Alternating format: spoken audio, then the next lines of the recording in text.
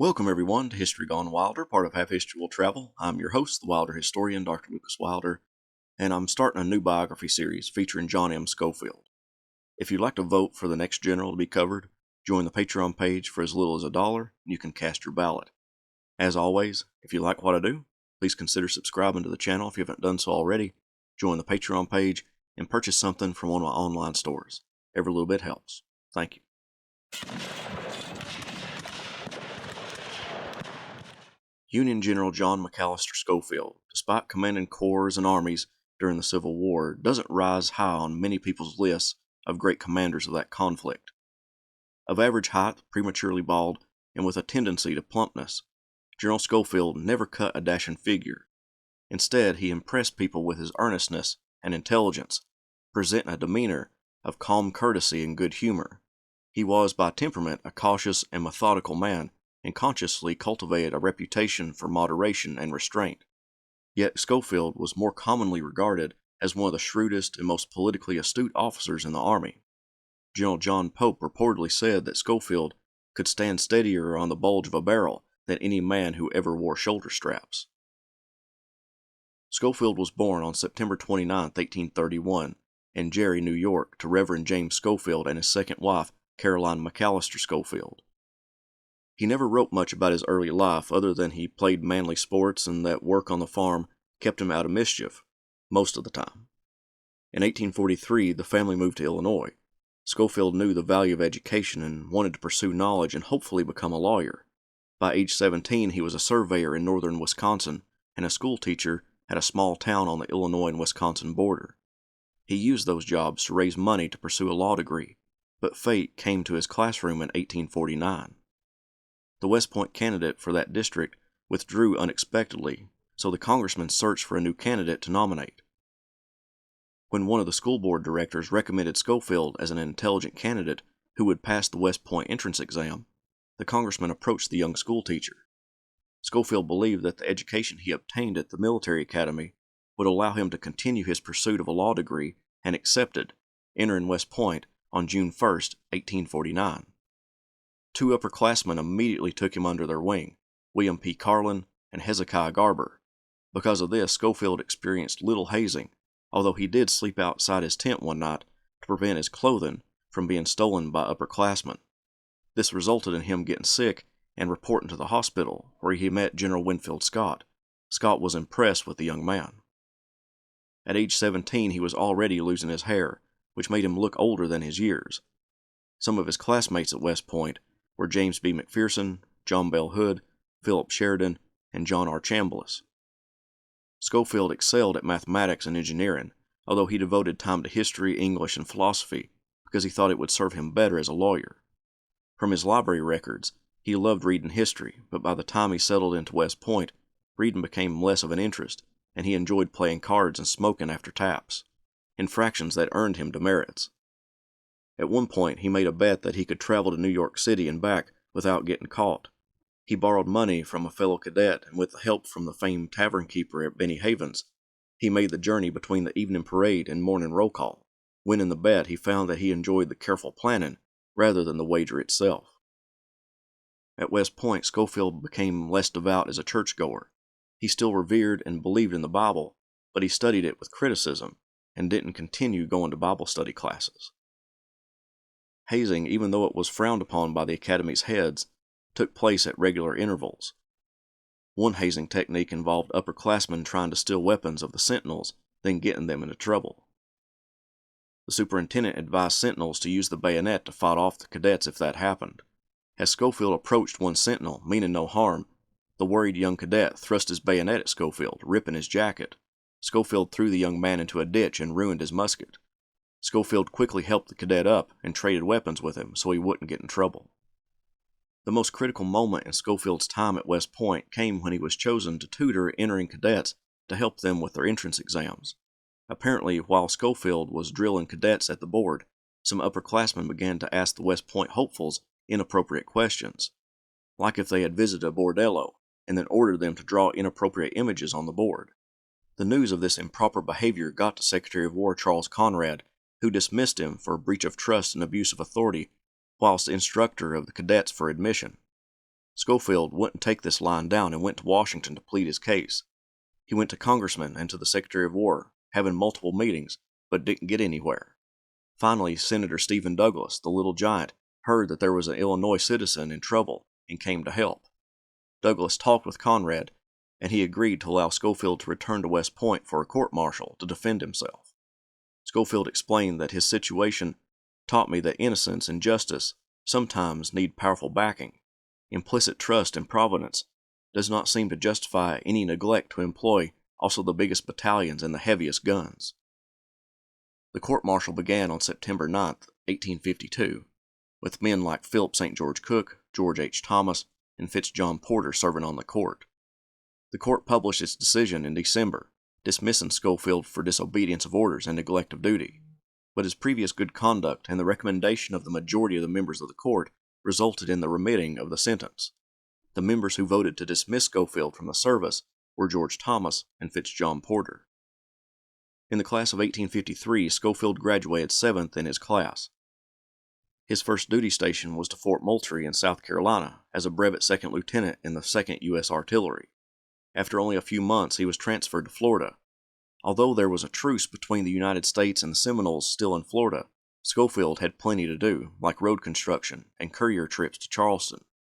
While there, he made friends with another West Pointer, Ambrose Powell Hill, and reunited with an old roommate, Lorette Livingston. While in Florida, he remained dedicated to the idea that he would enter the law profession and brought numerous law books with him to study, as well as read the entire Florida legal code and committed much of the U.S. Constitution to memory. While in Florida, he and many others came down with malaria. When he recovered, he was put in charge of nursing the other convalescent soldiers. One of the soldiers was A.P. Hill. While in Florida, Schofield was ordered back to West Point to become an instructor. Hill was to return home to Culpeper, Virginia on sick leave. Hill and Schofield would leave Florida together, but nearly immediately, Schofield had a relapse of malaria, and Hill took care of him this time, stopping at Savannah, Georgia, Charleston, South Carolina, and finally Hill's home in Culpeper. Schofield was nursed back to health by the Hill family, being given brandied mint juleps to fight off the sickness. When he sufficiently recovered, Schofield left the Hills. That would be the last time that Hill and Schofield would see one another. Schofield became an assistant professor of natural philosophy, serving under renowned Professor W.H.C. Bartlett, one of America's foremost astronomers. Schofield abandoned his ideas about being a lawyer and became infatuated with astronomy and natural philosophy. He also became infatuated with Bartlett's daughter, Harriet. They began a courtship, and they married in June 1857. Although he appeared a bit standoffish to new cadets, he and his wife opened their home to the friends and relatives of the cadets. Outwardly strict, Schofield was really soft-hearted, and later admitted that he was never compelled to report a cadet for any deficiency, nor to find one deficient in studies. By the summer of 1860, Schofield had 2 children, and had become disillusioned with the military. He had been a lieutenant for so long he despaired at ever getting a captaincy, and began to look for jobs elsewhere. Bartlett, being from St. Louis, Missouri, helped him secure a job at Washington University in St. Louis as a professor of physics and civil engineering.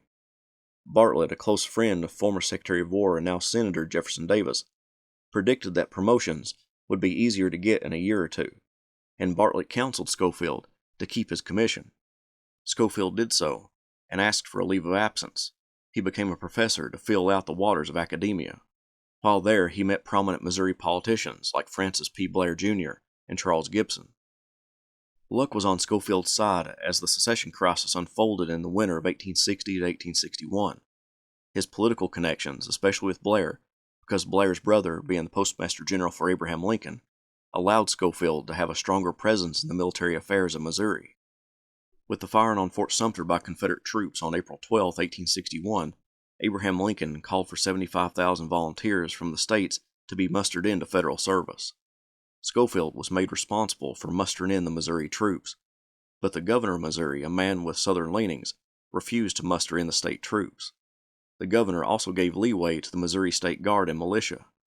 Schofield's direct superior didn't want to act one way or another in mustering in the troops destined for federal service, fearing it would exacerbate the tensions. That superior, General William Harney, would be relieved, which allowed Schofield and Nathaniel Lyon to start mustering in troops loyal to the United States. By the end of his first day, Schofield counted 600 soldiers. By the end of April, he had 3,300.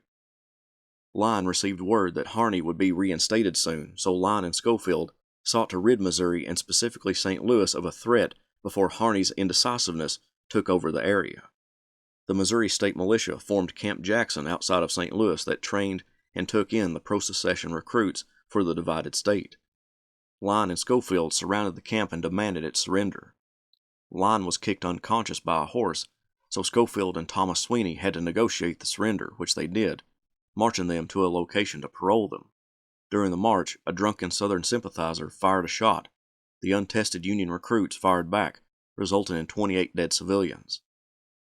Schofield, after the incident, went back to organizing and mustering troops. He was made major of the 1st Missouri Volunteer Regiment and also received a promotion to captain in the regular army. On June 26, Schofield joined General Lyon at Boonville, Missouri, as the general's chief of staff. The two moved to Springfield, Missouri, occupying that city, in preparation for ridding the southwest portion of the state of Confederates. In early August, reports came in that the enemy wasn't too far away, and Lyon and Schofield moved toward the enemy. On August 9th, Schofield and Lyon shared a blanket as they planned to attack the next day.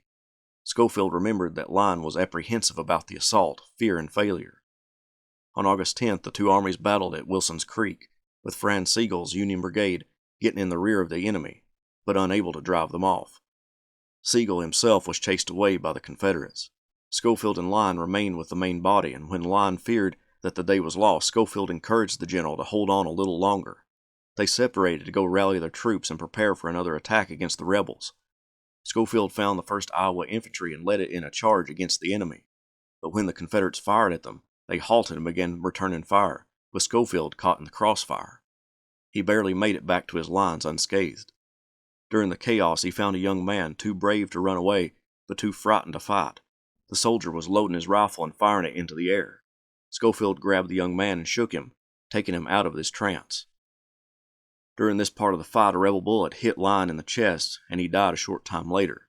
Samuel Sturgis took command of the troops and withdrew from the battlefield, a movement that Schofield looked back on and regretted, thinking they should have remained on the field. Back in St. Louis, Schofield discovered firsthand the horrendous mess his new departmental commander created. John C. Fremont, the 1856 Republican presidential hopeful, now commanded that department, and confusion infected the whole command. Fremont told Schofield to turn the 1st Missouri into an artillery unit, and gave him special orders to get all the supplies he needed for doing so. When Schofield made it to the arsenal, he found that someone persuaded Fremont to rescind the order. This angered Schofield, who worked hard to make the order a reality by securing the equipment, for his superior only to just change his mind. At Fremont's headquarters, Schofield found the general and a huge wall map. At the meeting with himself, Fremont, and some influential men, Fremont pontificated on a grand campaign where he would invade Arkansas, then conquer the Mississippi River. Fremont then asked what Schofield thought. Schofield never wrote down his reply, but stated the words were rather too strong to repeat in print. Francis P. Blair, Jr. agreed with Schofield's statement. The Blairs, both Frank Jr. and his brother Montgomery, got Fremont his position. When they found him too disorganized and ill-suited to the job, Frank asked Montgomery to convince Abraham Lincoln to remove Fremont. When Fremont heard about this, he placed Blair, both a congressman and a colonel, under arrest, although he released him a week later. Eventually, Fremont will be replaced with Henry Halleck. As one of Schofield's biographers explained, Schofield had held a ringside seat at these events. He had earned the respect of these fellow soldiers and the confidence of important men. He had seen firsthand the central role that politics played in the art of high command. His political education as a general had begun. The new department commander, Henry Halleck, brought different skills to the job. While not a great battlefield leader, he proved to be an adept military administrator and politically flexible department and theater commander. Halleck would also have a considerable impact on Schofield's career and his further education as a general. The situation in the state of Missouri was multifaceted to the extreme. The state didn't want to turn over its militia to the federal authorities, as many other states did. So, not only did the federal government have an army in Missouri, but the state possessed its own army.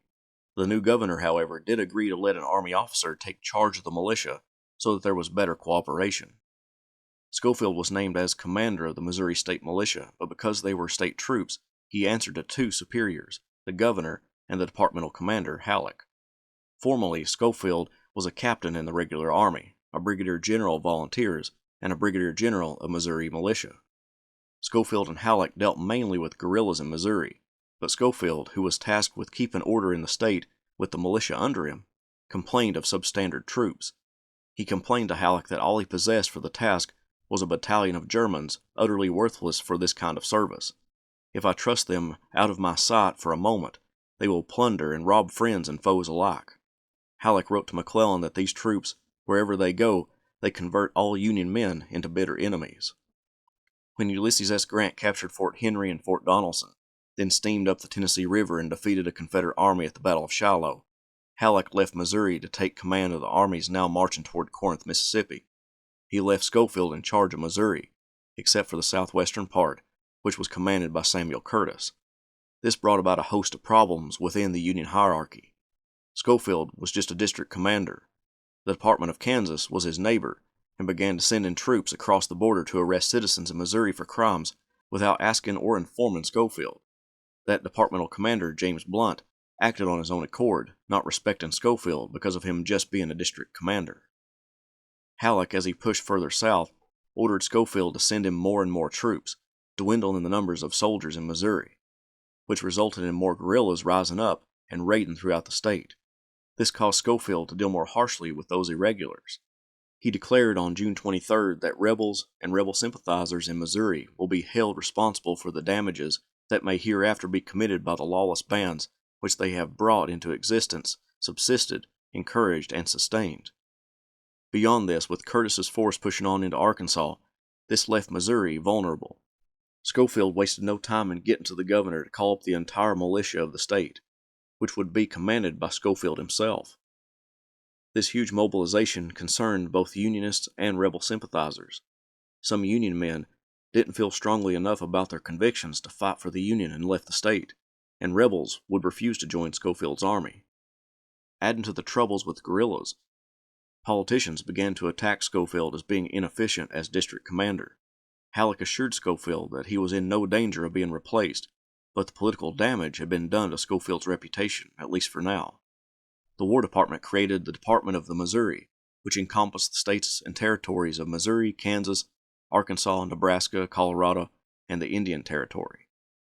Schofield hoped to be given command of this new department, but it went to Samuel Curtis, the ranking officer.